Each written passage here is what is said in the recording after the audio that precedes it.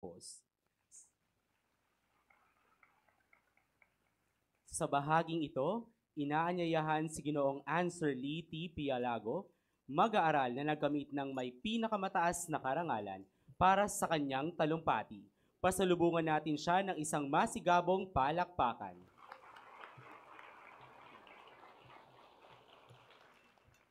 Sa minamahal naming punong lungsod, kagalang-galang Marlene Abigail Espinay Campos.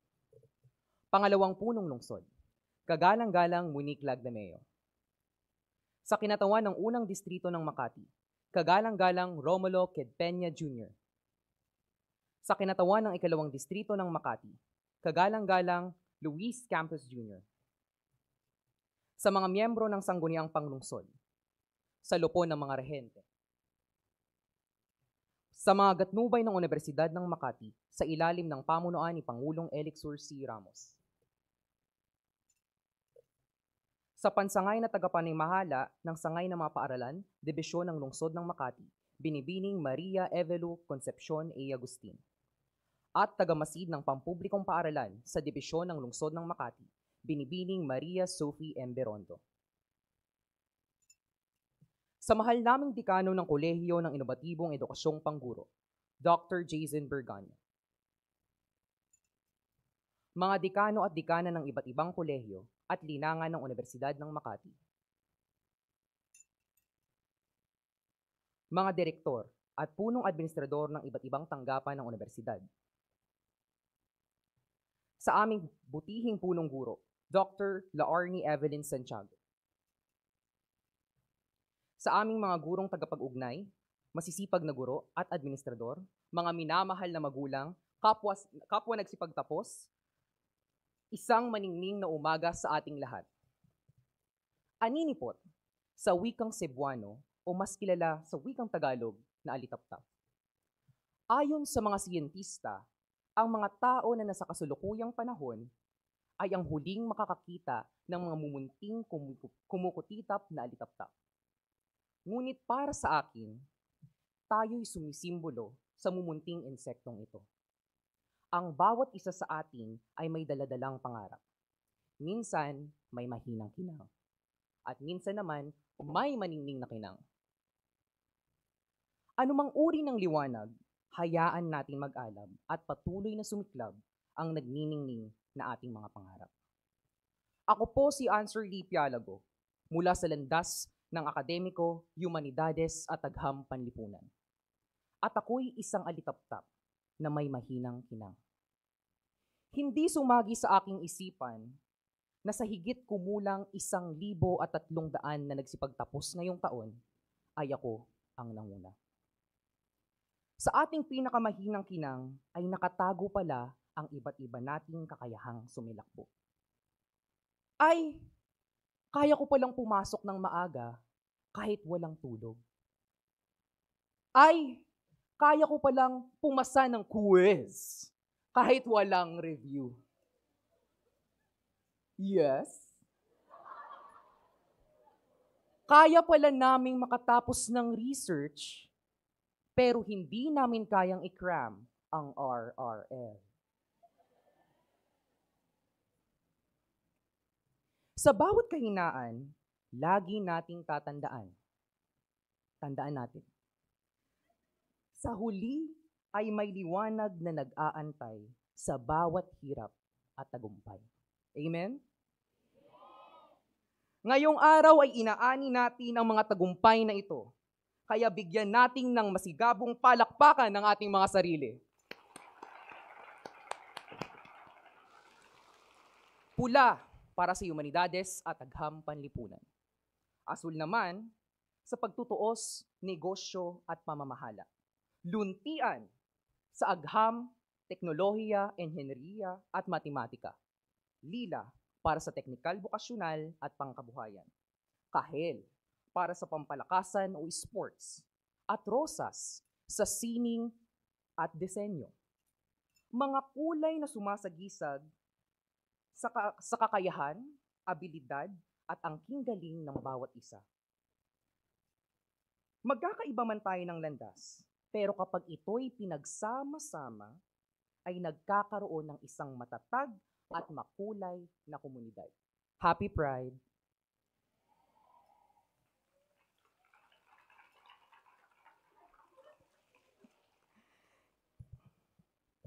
Tulad ng isang bahaghari, mas makikita ang halaga at ganda nito kapag sama-samang nagniningning ang bawat kulay.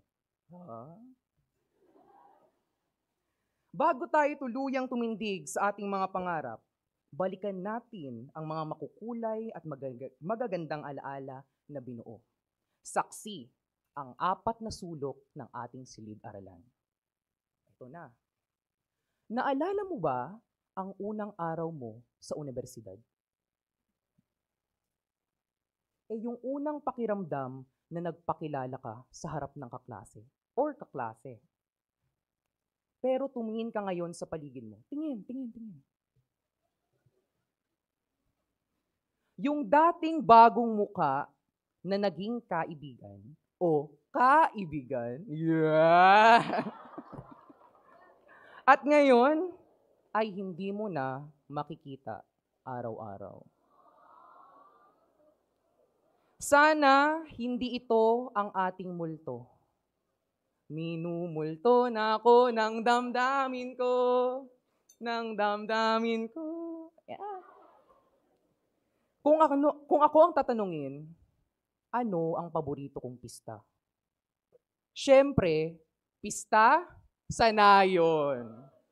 Ito ang kauna-unahang project-based learning na ating naranasan sa loob ng higher school ng UMAC. At dahil ito ang una, ito rin ang hindi malilimutang gawain. Tama? Dito naganap ang unang himagsikan. Kapwa laban sa kapwa mag-aaral, sarili laban kay self, at sarili laban sa init ng panahon. Amoy araw man sa inyong paningin, ngunit ito ay ang amoy bunga ng pagsisikap, pagkamalikhain, at pagiging inobatibo.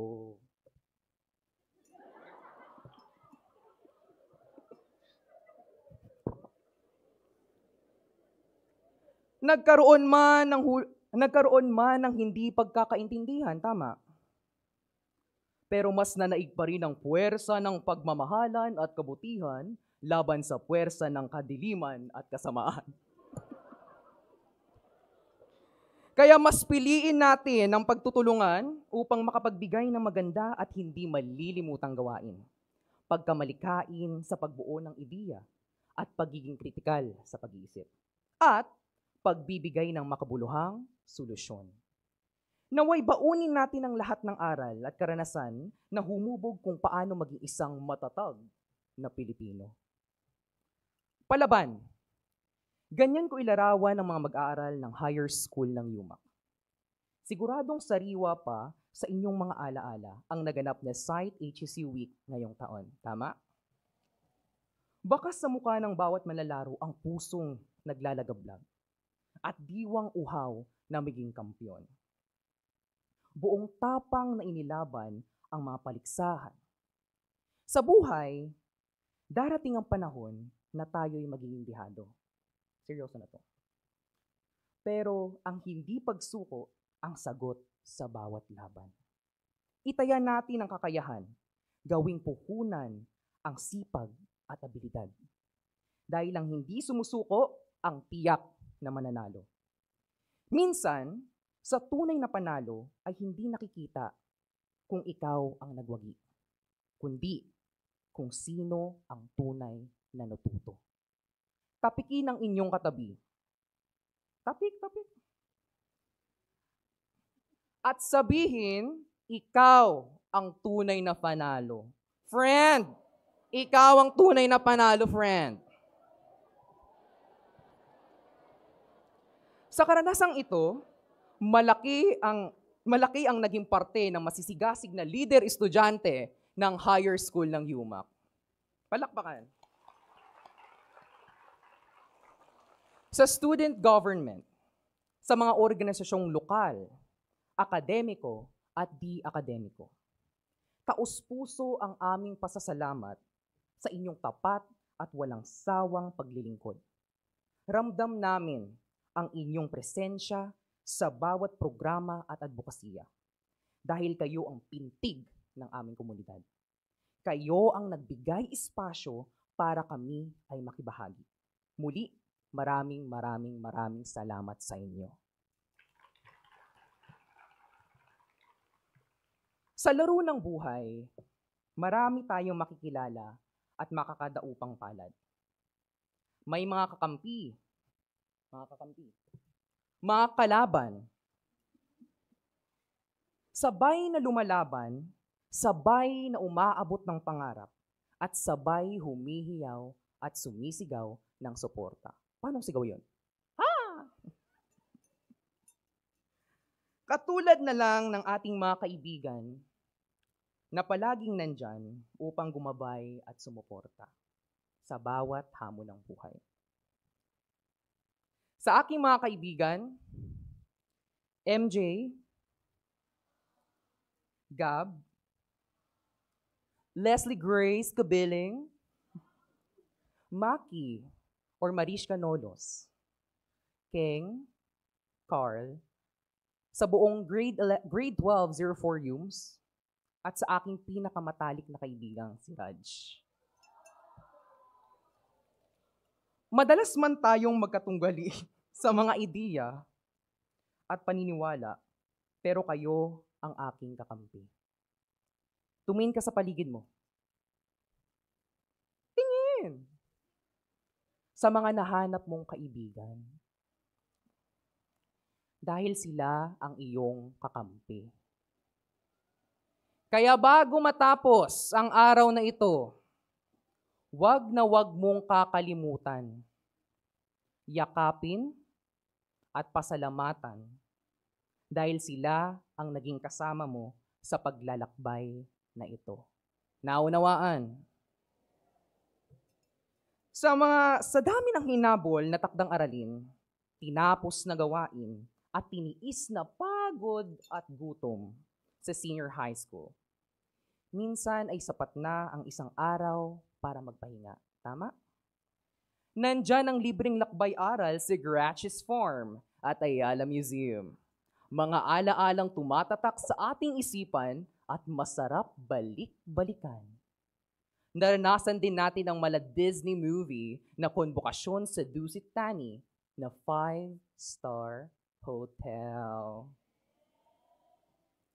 Kami po ay nagpapasalamat sa pamahalang lungsod ng Makati sa oportunidad na maranasan ang mga bagay na ito, katulad ng masasarap na pagkain sa fine dining restaurant.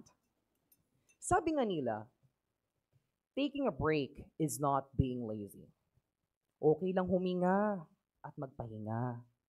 Kaya sa pagtawid sa bagong yugto, ipagdiwang ang bawat panalo. Gaano man ito kaliit o kalaki. Sapagkat ang pahinga ay kakambal ng tagumpay.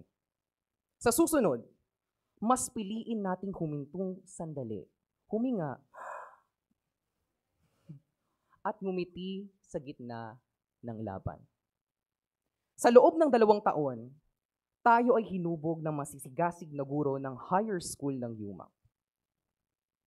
Sila ang nagsilbing haligi ng kahusayan at ilaw ng karunungan. Mga gurong tumayo bilang pangalawang magulang, nag-uumapaw ang aming taus-pusong pasasalamat sa inyong walang humpay na pagtitiwala.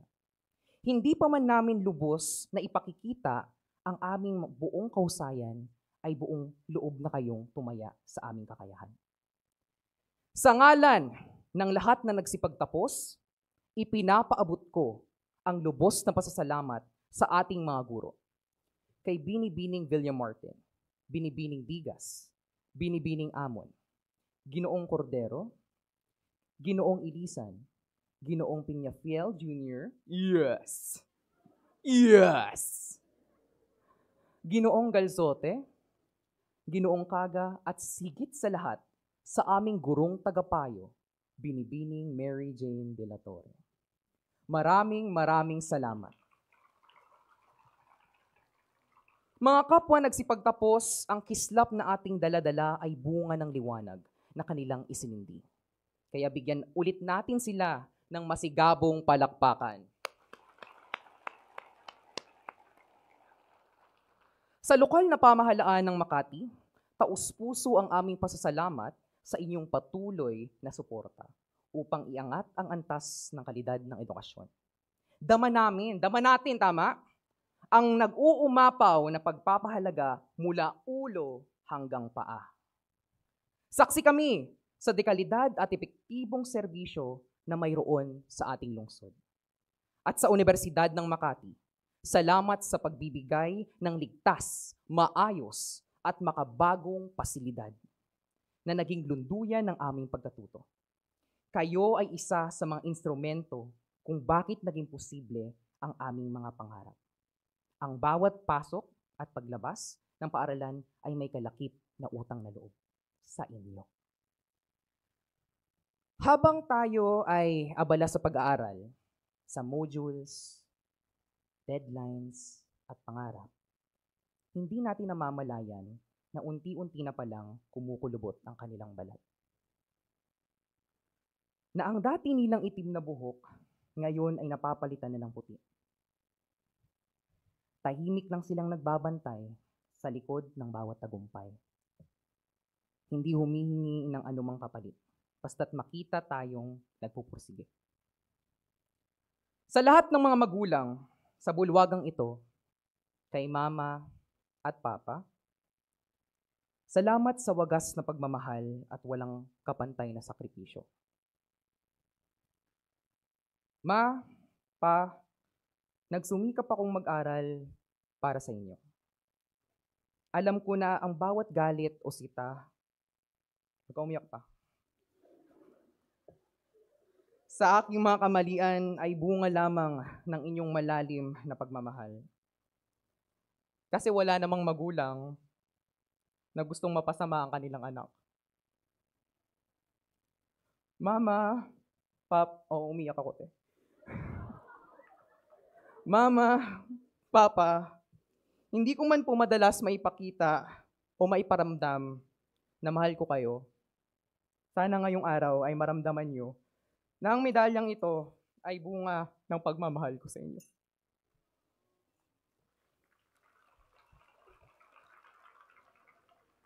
Ma, Pa, mahal na mahal ko po kayo. Sa puntong ito, tayo'y tumindig hindi lang bilang mga nagtapos, kundi bilang mga alitap-tap na nagsimulang mangarap. Ating baunin at isapuso ang bawat aral, hirap at halakhak na ibinigay sa atin ng universidad. Nagsiiyakan sila.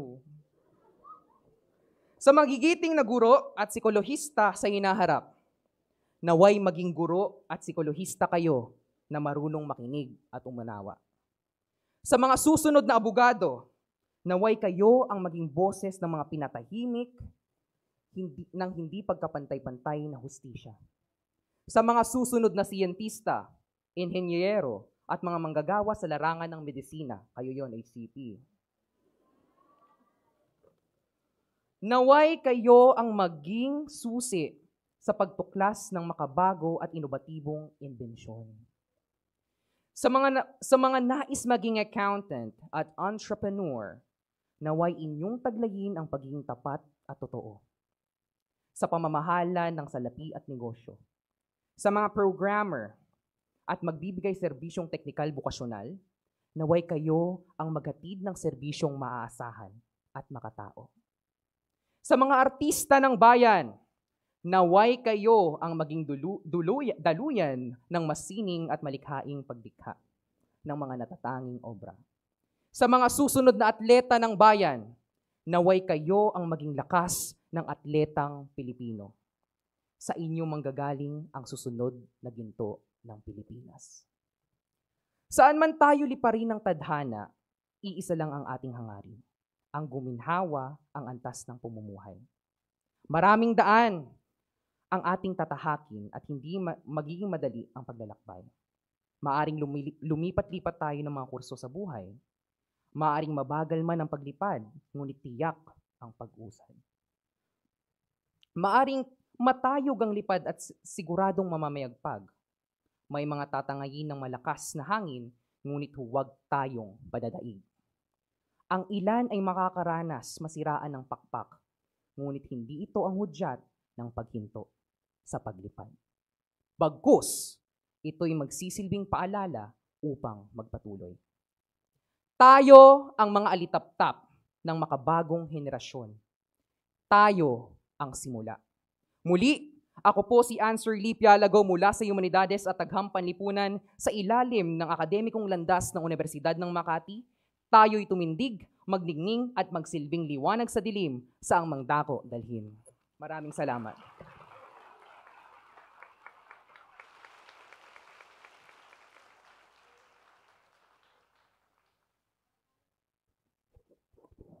Maraming salamat, Ginoong Pialago. Muli isang masigabong palakpakan para sa mag-aaral na nagkamit ng may pinakamataas na karangalan.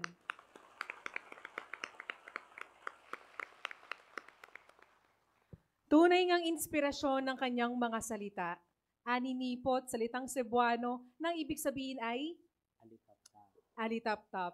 Na nagpapakita kayo yon, na nagpapakita ng sipag, tiyaga at pangarap na hindi matitinag. Sa kanyang mensahe, ating natutuhan na ang pagtatapos ay hindi wagas. Kung hindi, ito ay isang simula ng mas malaking hamon at tagumpay. Sa lahat ng mga nagsipagtapos, ipagpatuloy ninyo ang paglalakbay ng may determinasyon at puso. Muli, isang mainit na pagbati sa inyong lahat.